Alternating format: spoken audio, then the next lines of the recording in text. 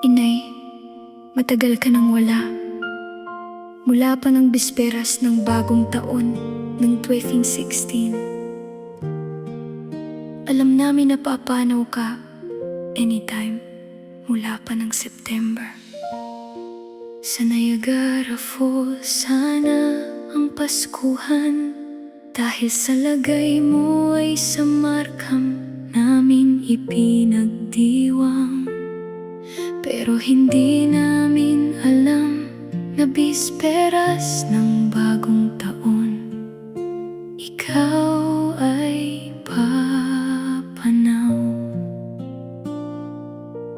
Malungkot ang dating ng taon ng 2016 sa aming magkakapatid. Kahit kami ay handa mentally at emotionally na ikaw ay umalis, ay dagok pa rin sa aming dibdib. 10 taon ka nang wala ay mabigat pa rin tanggapin na lubos ka nang lumisan. Ikaw ang tanging gabay at buklod ng pamilya natin. Nang ako'y mangibang bayan, dahil ang tatay ay wala at tayo'y kanyang tinalikdan. Noong umalis ako ng 1971, alaala ko kayong lahat gabi at araw. Inay, salamat sa iyong pagmamahal na ibinigay mo sa amin ng walang labis, walang kulang. Sa awa ng Diyos napunta din kayong lahat dito. Pagkatapos ng 7 taon ay isa-isa kayong dumating, hanggang lahat tayo ay muling magkapiling. Kinailangan ka ng aking mga kapatid, inalagaan at ginabayan mo silang lahat, hanggang sila'y naging independent. Sa hirap at ginhawa nariyan ka palagi, kahit anong hiling ng anak ay hindi humihindi. Ngayong wala ka na, ako ay laging namimighati kung sana ang mga kapatid kong babae ay hindi busy. Sana kahit a few minutes, a month, oras nila ay maibahagi, makapagkwentuhan man lang sa oras ng kalungkutan. Kapag namimiss ka, ikaw lamang ang takbuhan ko at nakakaunawa sa lahat ng daing ng puso. Nasa ina lang nagmumula. Miss ka pa rin namin kahit malapit ng 10 taon kang wala. Ika-10 anibersaryo ng pagpanaw mo ay parang kahapon lamang. Nanghihinayang ako, di mo naranasan na tumira sa bahay na bungalow na pangarap mo sa buhay.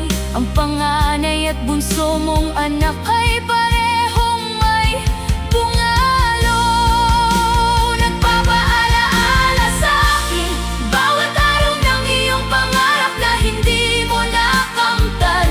Nasanay naranasan mo man lang kahit ilang buwan bago ka lumisan. Maraming sana para sa iyo ang aking pangarap na hindi ko natupad bilang panganay mong anak. Hindi ko nagawa lahat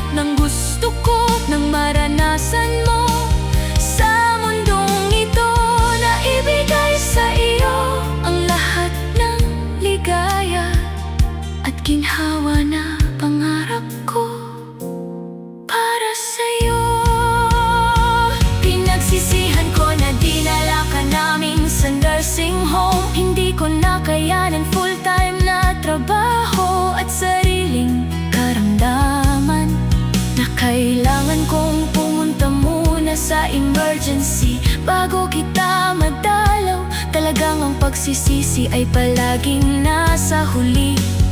Para bang inuna ko ang aking sarili, di ko napag-isip ng husto na ang natitira mong buhay ay kaunti na lang, na kailangan naming magkakapatid na pagkukulan ng aming kalinga, pag-aalaga at pagmamahal. Maraming sana na hindi nagawa, kahit 10 taon ay nanariwa. Walang makakapantay sa pagmamahal ng isang ina, sa pagmamahal sa anak na walang labis, walang kulang. Kung ako'y may dinaramdam, ikaw ang naaalaala. Oh, Inay Meling, miss na miss pa rin kita. Mapayapang 10 taon kung nasaan ka man, at walang hanggang liwanag ni Jesucristo, ikaw ay silayan. Inay ko, wish ko ay narito ka pa. Dasal ko ay tahimik at masaya ka sana sa piling ni Jesus at ng mahal na Birheng Maria. Ipagdasal mo kaming lahat dito sa lupa. Ipinagdarasal ka din namin na ikaw at ang tatay ay parehong payapa, kasama ng lahat ng mga ninuno at mga kamag-anak na namahina na. Panginoong Diyos, ibigay mo ang grasya sa mahal naming ina na si Melitona. Isama mo na rin si tatay at lahat ng kamag-anak na kumanaw na. Salamat Jesus ko sa pagmamahal mo sa lahat ng nilalang sa buong mundo. Bigyan mo ng katahimikan